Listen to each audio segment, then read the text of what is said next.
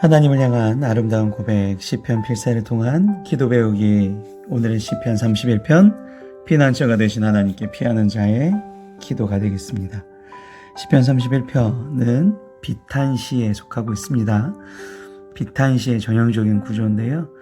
오늘은 31편이 굉장히 긴 구절을 가지고 있기 때문에 오늘은 13절까지만 먼저 보시겠습니다. 시편 31편 첫 번째 시간, 시편 31편은 주님께 피하며 올리는 구원의 간구, 그 다음에 주께 피하며 고백하는 절대 신앙, 비방과 모욕으로 인한 영육, 고통, 탄식으로 이루어진 13절까지 먼저 보시도록 하겠습니다. 그러면 피난처가 되신 하나님께 피하는 자의 기도 다 같이 보시도록 하겠습니다.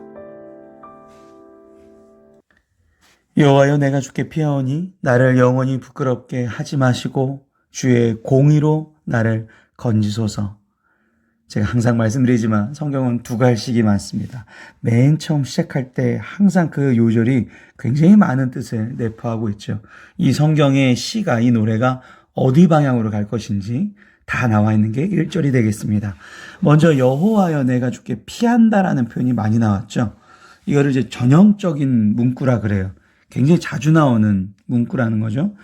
고난이 많은 삶을 살아가는 이스라엘 백성들은 하나님을 항상 의지합니다.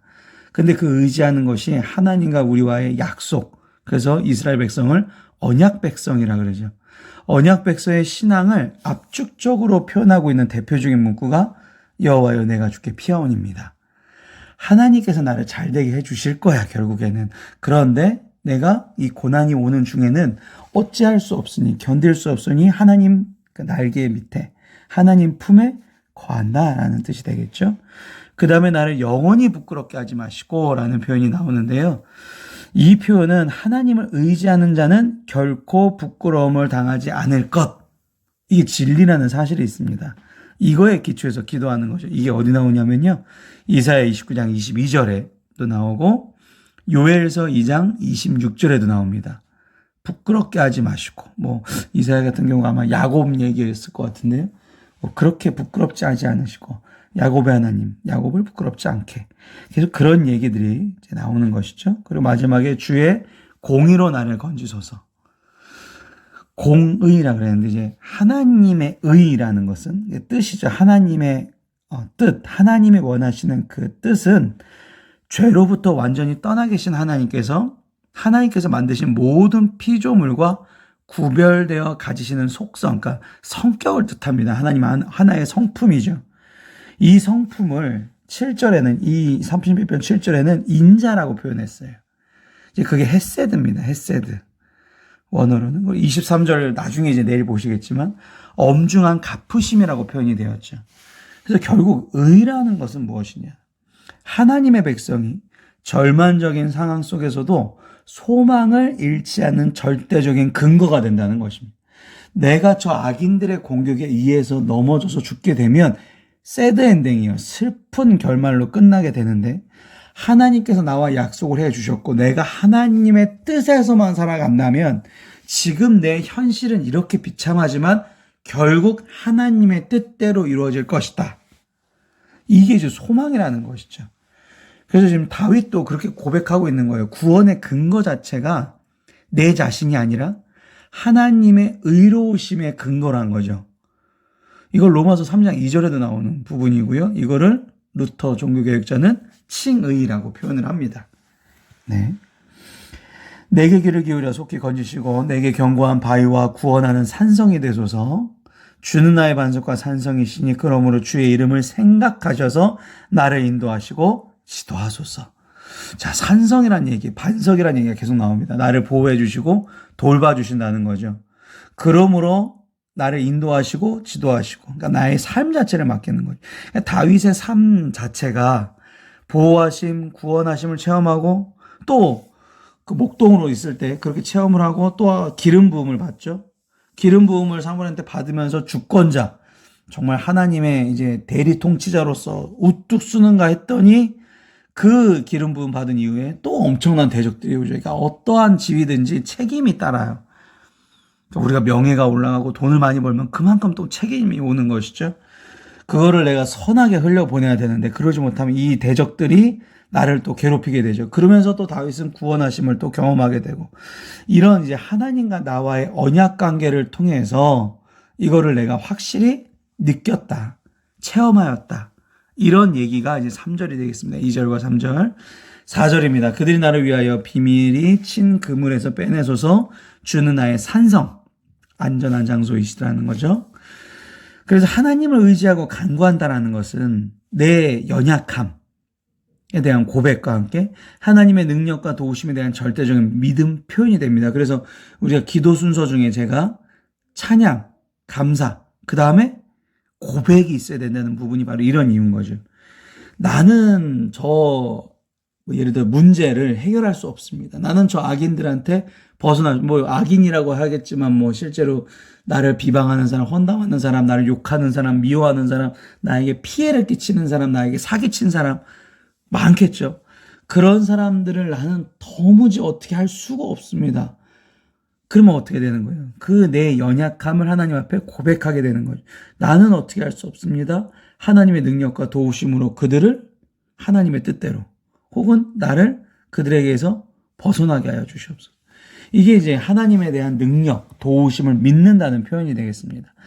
5절, 내가 나의 영을 주의 손에 부탁하나이다. 진리의 하나님 여호와여 나를 속량하셨나이다. 시편 31편은 1절도 굉장히 중요한 요절인데 5절도 굉장히 유명한 요절입니다. 그러니까 나의 영을 주의 손에 부탁한다는 건 내가 이제 죽겠다, 포기한다, 체념한다가 아닙니다. 아까 1절에도 보셨지만 결국 하나님의 공의대로 하나님의 전능하심과 구원과 보호에 대한 확신을 뜻하고 있는 거예요. 내 영혼을 하나님 앞에 맡긴다라는 것이 순종이 되고요. 이 순종을 통해서 하나님의 뜻이 나를 통해서 펼쳐지게 될 것이다 라는 얘기가 되죠. 이게 어디 나오냐면요. 누가복음 23장, 제가 크게 표현했네요. 누가복음 23장에 예수께서 큰 소리로 불러 이르시되 아버지 내 영혼을 아버지 손에 부탁하나이다 하고 이 말씀을 하시는 숨지시니라. 그러니까 예수님 유언에 이 지금 다윗이 했던 이 고백이 인용이 되었죠. 나의 영을 주의 손에 부탁하나. 아버지 내 영혼을 아버지 손에 부탁하나. 잘 보세요. 예수님께서는 하나님에게 부탁하셨죠. 하나님. 예수님의 영혼을. 그런데 이 이후에 사도행전 7장에 그 유명한 스데반 집사 59절에 보시면 스데반 집사를 무죄한 스데반 집사를 그 유대인들이 이제 스데반 집사를 정치적으로 몰아가서 돌로 쳐 죽이는 사건이 벌어지는데요. 스데반은 그때 돌을 맞으면서 이렇게 부르짖습니다.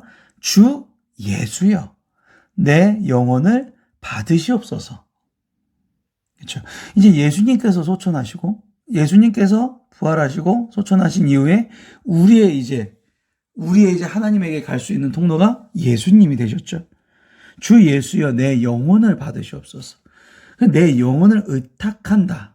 아까도 31편 5절에 나온 것처럼 포기하고 내가 이제 죽습니다라는 그런 얘기가 아니라 이제부터 내가 죽음으로 인하여 하나님의 전능하심과 구원과 보호가 후세에 있을 것이다.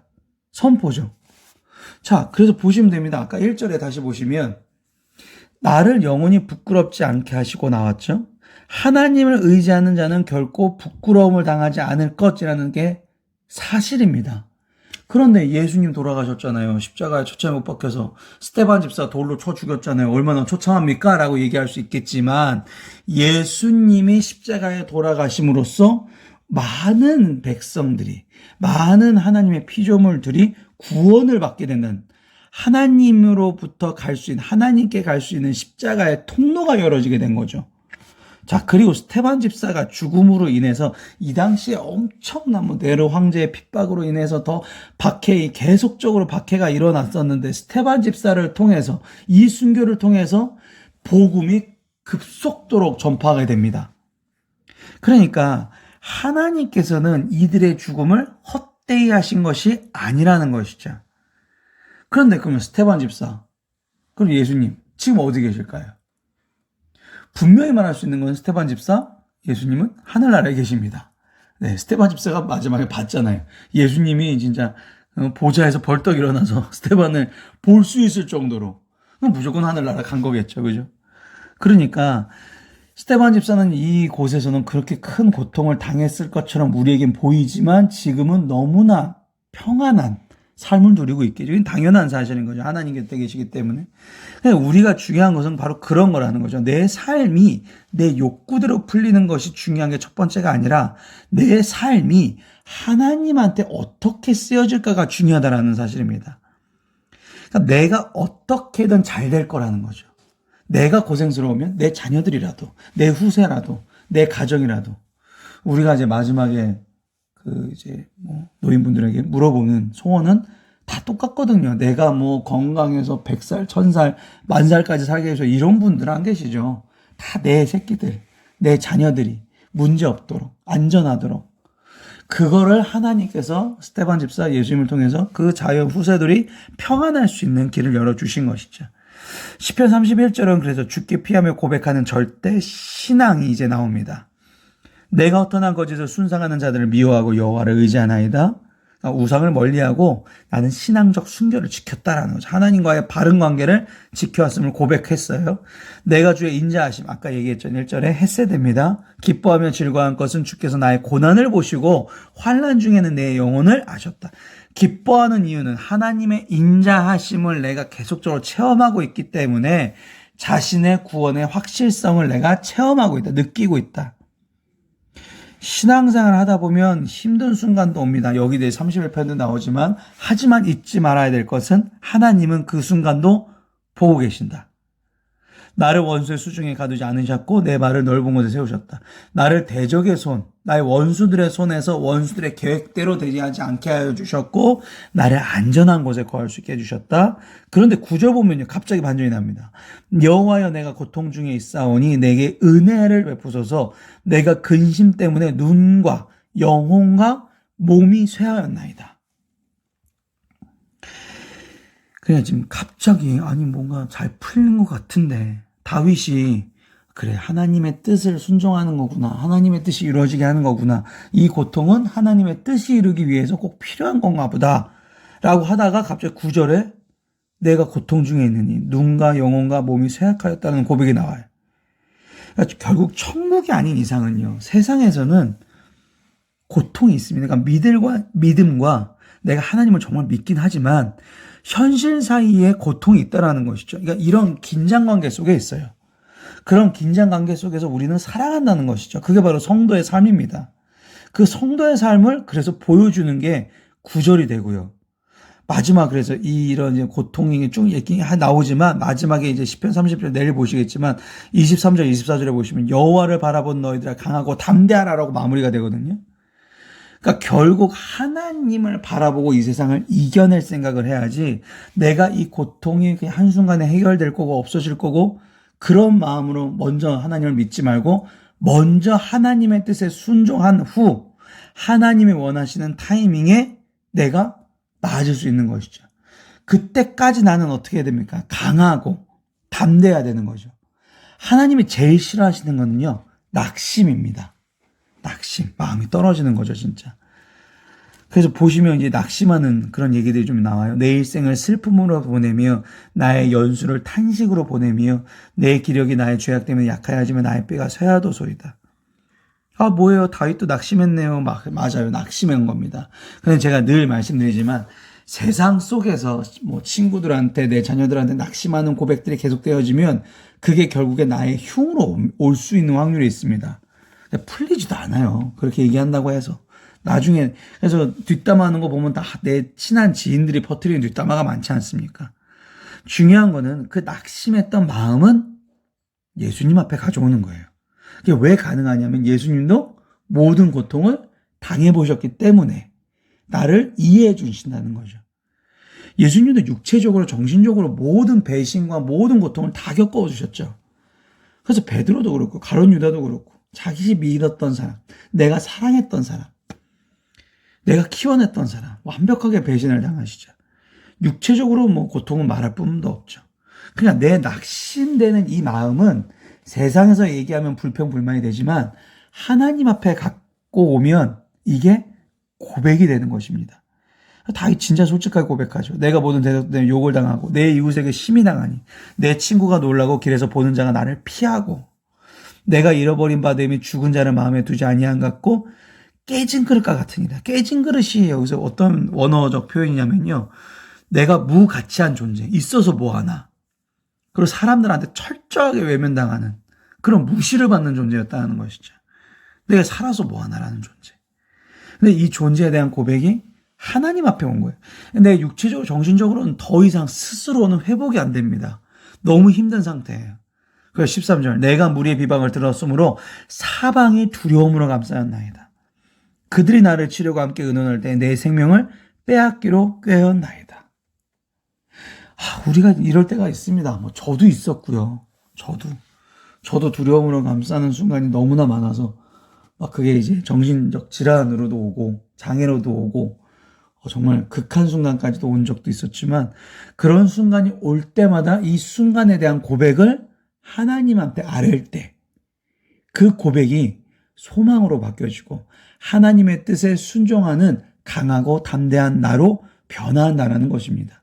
그렇기 때문에 우리가 교회 다니고 예수님 믿고 계속적으로 의지하는 겁니다. 오늘도 그 마음을 꼭 유지하시기를 바랍니다. 오늘 마무리 기도는 상처의 치유자이신 하나님께 올리는 기도가 되겠습니다. 다 같이 기도하시겠습니다. 사랑이 많으신 하나님 아버지, 남들이 알지 못하는 제 마음속에 깊은 한숨을 알고 계십니다.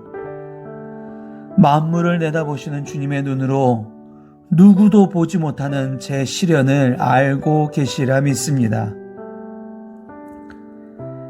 저의 슬픔을 사람들에게는 감출 수 있지만 주님에게는 감출 수 없습니다. 이 사실이 저를 기쁘게 합니다. 다른 사람들은 저를 포기할 수 있지만 주님은 늘 가까이 계심을 믿습니다. 다른 사람들이 저를 비방하고 오해할 수 있지만 주님은 그렇지 않습니다. 심지어 제 자신조차 제가 싫을 때에도 주님은 결코 저를 미워하지 않으십니다. 오직 전능하신 주님만이 저를 치유하실 수 있으시며 인도하여 회복시키실 수 있으십니다. 제 상처의 원인이 무엇이든지 주님께서 저를 도울 방법을 알고 계십니다. 사랑이 많으신 주님, 저를 고쳐주시옵소서. 예수님의 이름으로 기도를 싸움나이다. 아멘.